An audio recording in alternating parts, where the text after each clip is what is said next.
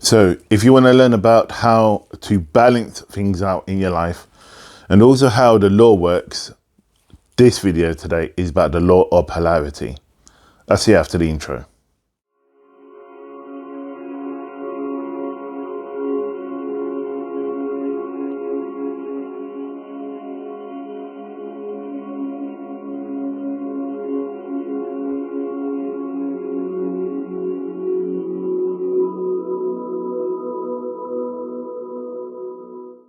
Greetings and welcome back. My name's M. I'm from Karnak Holistics, where we learn together and we grow together in the sight of God. So today I want to speak about the law of polarity. And I know we're coming towards the end of reviewing and talking about the laws of attraction or the laws of the universe, which is in my book, The Source, which you can see up here.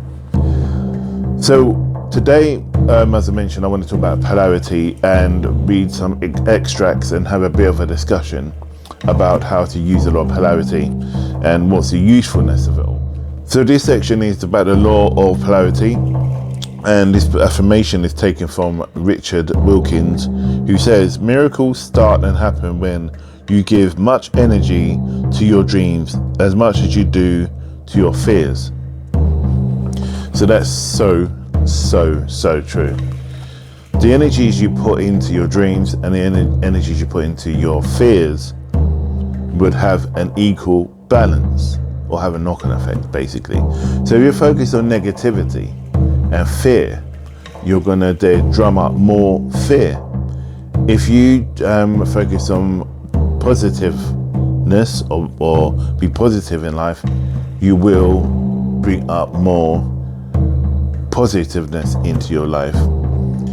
The whole idea is, and let me just read something which the meaning of polarity says. I'm going to read this from the dictionary. Now the dictionary says, so this translation or polarity is taken from the dictionary, and it says the properties of having poles or being polar. It inherits polarity by presenting to a magnetic needle. So that magnetic needle is a positive and a negative. Let me just read something else in the book which would make a bit more sense as well. So it says, if you can imagine a law of the scale of life, it holds you to all what you want. So this is the law of polarity. If you are living a life which is financially poor, but you wish to be rich, the law shows the opposite of you. Polarity helps us to respect the law of gratitude. So if we believe and really delve into what the actual law is actually saying, and as it says, if we focus on living a life which is financially poor but wish to be rich, the law shows us the opposite. So if I'm looking at somebody who is more well off than me, and that's what I want to achieve, what we need to do is reflect that in us for us to achieve that, if that makes sense. So if you're looking at something which is negative, that is the opposite, obviously, of positive. So what we need to do is balance out the recognition is that what we're drawn to. So if I go on and said, we spend much time living lives trying to be something that we can say we cannot achieve for whatever reason. The fact is that what we can have and whenever we want it, this is what the law demands. So basically, we complain and say that we can't achieve it, but according to the law of polarity, we are pulled towards this actual way of being. So if you're really driven to be financially wealthy, finding that love of your life, having that family, having that car, traveling, it's the polarity of where you're not at the moment. And in order to achieve that, that's an indicator. Remember I said about breadcrumbs in my last video when I was speaking about one of the other laws, and I think it was the law of gratitude, where I said about you should look at the breadcrumbs that you have, polarity, and therefore you will see where, because you recognize where you are right now, you would see something greater and be pulled to something else. This is another stepping stone of your breadcrumb. So if you've got 1, 2, 3, 4, 5 breadcrumbs, yeah, you can say the number 4 is, I don't know, gratitude. So you've achieved all the other stuff, and then you've got to gratitude. You have what you need, but you want to achieve a bit more because you've got the financial balance that you needed. Then you also got your partner, but you want to live in another country or you want to travel. You'll be pulled towards it. That's polarity, because you are focused on your gratitude. Gratitude will indicate and tip off the law of polarity. That's how it works.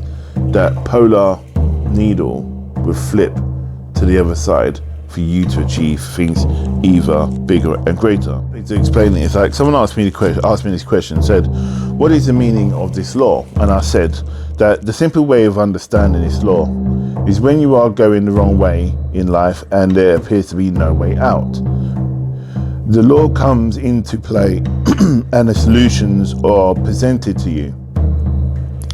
So if you're hitting, you know that saying, you hit rock bottom and you don't seem to find any way out, nothing seems to be changing, you seem to be losing your financial status, your self-respect and all this stuff, so you hit rock bottom and you don't see any way to come through. A solution will present itself if you begin to look at where there is gratitude. And it goes on to say, the easiest way for this to use this law to our advantage is by using the divine will of the source. Remember I said in gratitude, trusting in the source's process and what he wants for you to achieve, and be his servant. If you ask, you will be provided. No matter what it is, I myself had to deal with this powerful law. The law was very useful for when I needed to believe in myself and move forward. So I think what I'm alluding to there is where I was stuck in myself and I had no confidence, and everything seemed to be going a bit pear-shaped, to be fair. And so what I did do, I started looking at what I wanted and how I could project myself and where I was at right now in order to move forward. I started to lean more towards God for his guidance and show me the paths, the doorways for me to walk through. This is how things started opening up, and I had to move forward, and that's how it had a knock-on effect. And the next bit is, how can I use the benefits to benefit me and make my life easier? And that goes on to say, well, this is a law which is designed so that you can focus on what is important. And if you are stuck in a rut, this law is to help you achieve what you want. You just need to ask the law to provide everything you need. Let's say, for example, that you are you're on high amount of debt and you find yourself there is no way out. I'm talking about financial status now. The banks are calling you, and credit cards and companies want their money, but you feel that each day carries on, and you can't see the light at the end of the tunnel. However, the fact that the law comes into play, as this is when your guidance will help you to find your door. All you need to do is ask, believe, and receive.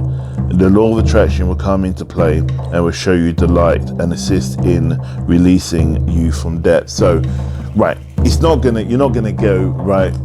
On the flip side, so that's really broad what I said there. So let me explain a bit more. When I said about you are rock bottom financially and you're getting calls from debt collectors, you're getting calls from the bank, your rent's due, all this stuff.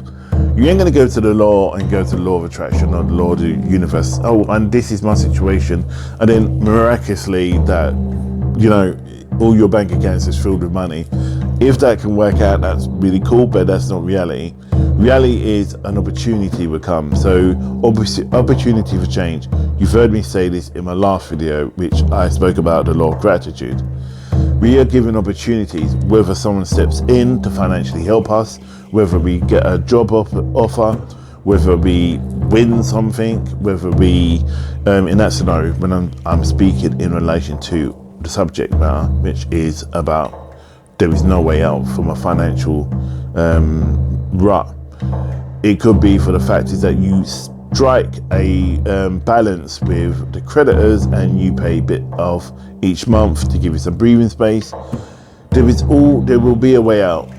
As long as you stick to that, and that is respecting the gratitude that you have achieved at that time. So say, for example, again, let me just speak about you in a financial rut.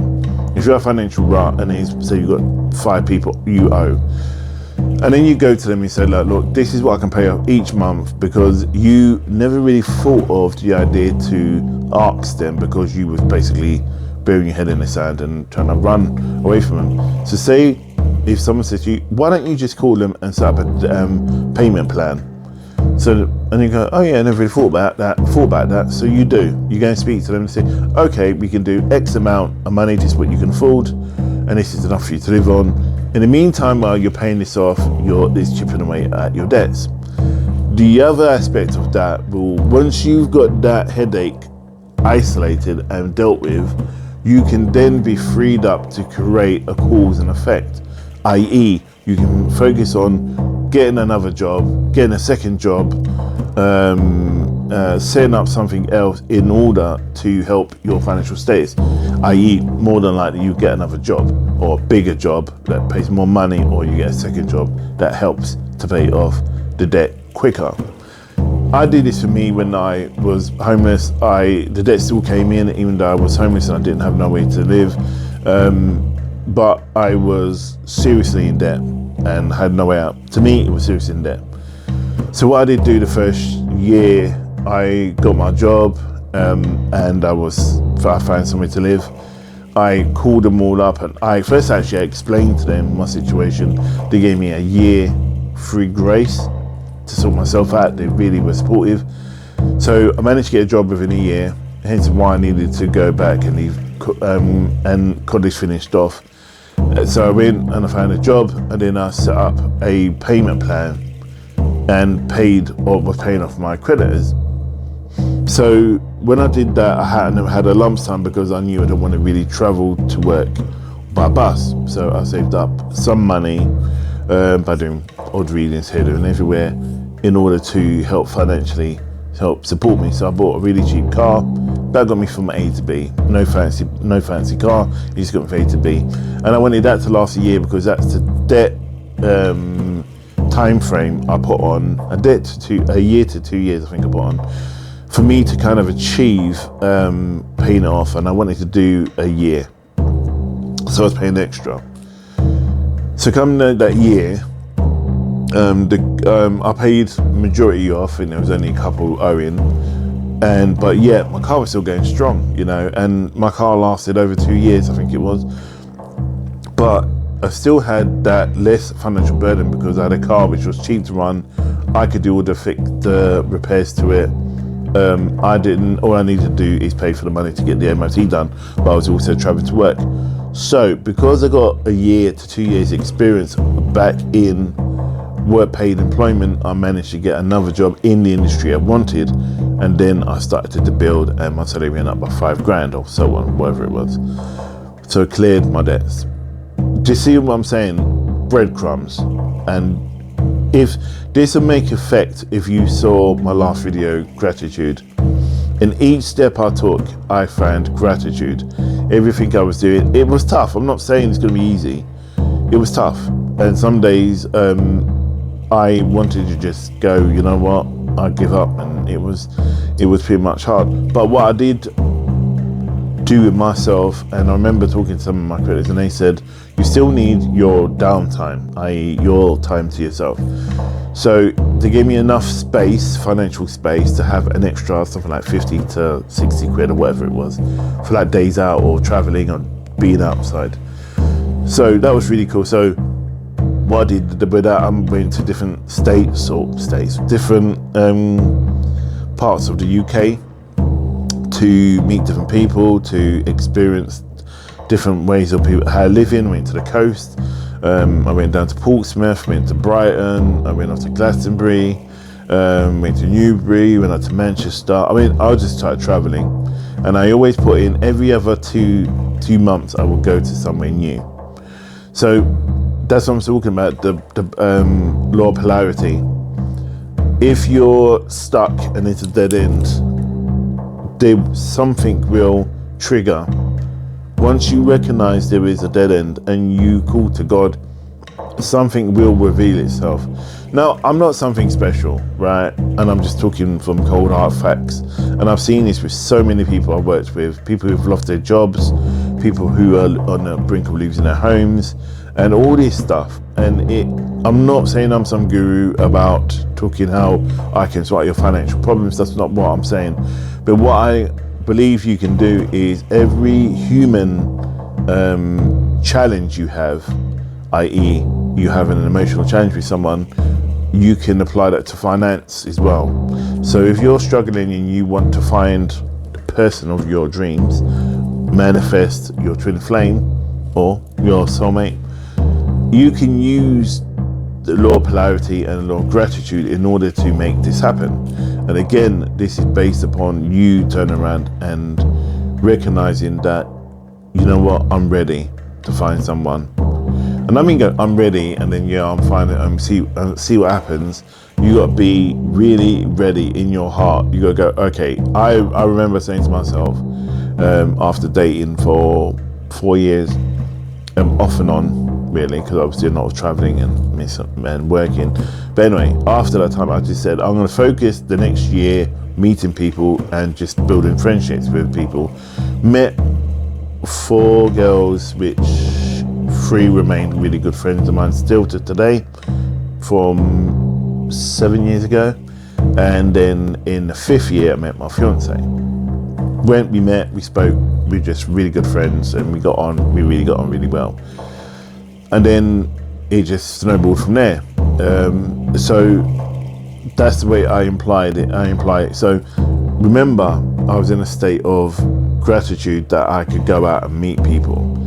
And then I wanted to date and build a relationship. You know, the interesting thing, I thought when I changed my consciousness and my conscious and unconscious self from saying that a woman doesn't complete me, but is to benefit me and support me, and me to support her, my knowledge shifted. So that was between me going, okay, I'm dating and I'm meeting really strange people, and I'm not really happy with all the people I'm meeting, to, right, I'm just going to look for friends and see if it's going to build a friendship. If it grows from there, it grows. Within that time frame, so 4th to the kind of 5th year, 6 months actually, I looked at going, okay, well, I'm looking for friendship, and it goes, but I don't need a woman to complete me, because I really built what I built already. I was financially secure. I had a job, I had a car, I had a home, I had friends. So I didn't need someone to kind of like, I wasn't lonely, despite 3 years ago I was in my state of mind. But really I wasn't, because I really had that then, if that makes sense. So the law of polarity makes me go, is a buffer. I think that's the best way to explain it. Is a buffer. You hit like a train, hits the end of the rails and buffs against it. It goes, oh, I'm at the end, so I need to stop. And then something presents itself, and it will say, oh, I need to go on to my next travel, my next destination. And this is what happened. That's what law of polarity is about. I'm trying to explain it as deep and as clear as possible, because it can be confusing sometimes with the laws. Remember, when you hear these people talk about universal laws, okay, one thing you must remember, it's the significance of what the name means. So the law of cause and effect. Cause is an action, effect an effect, a result. Yeah, cause is something you do, effect is something that happens. So cause and effect. Law, polarity, polar, yeah, polar, pole. So you've got the magnet, the magnet. So when you hit, the magnet goes and spins. Imagine it going like that. You know, you've got the metronomes, and it will flick. It'll hit one way and keep hitting this way, and it's constantly like a Geiger counter, constantly moving. And the other aspect of that is that I'm trying to get you to really understand, because everyone comes to me and go, oh, but I've done the law of attraction and nothing's happening. So I say to them, what is the law of attraction? And they go to me, they tell me what they've done. And I'm going, no, I'm not asking you what you've done. I'm asking you, what does the law of attraction mean?